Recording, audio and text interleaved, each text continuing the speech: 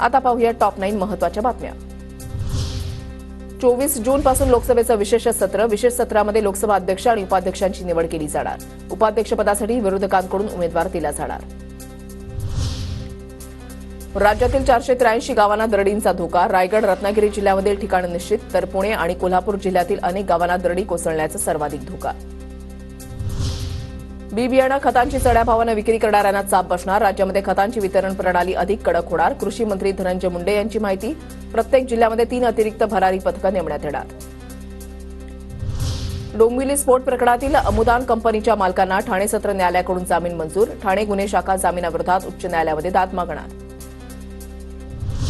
Police आणि SRPF भरती एकाच दिवशी घेण्याच्या सरकारचा निर्णय अन्यायकारक। पावसाळ्यामध्ये सरकारनं परीक्षा रद्द करावी। प्राध्यापक विठ्ठल कांगडेंची मागणी। पालखी मार्गामधील दिवे घाटामध्ये अनेक ठिकाणी दरड कोसळण्याची भीती।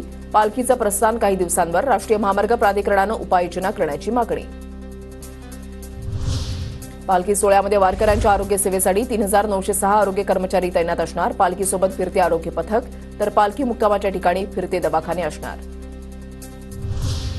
हिजाब बंदीच्या निर्णयाविरोधात विद्यार्थिनींची मुंबई हायकोर्टात धाव। एनजी आचार्य आणि डीके मराठे महाविद्यालयाविरोधात याचिका। 19 जूनला सुनावणी होणार।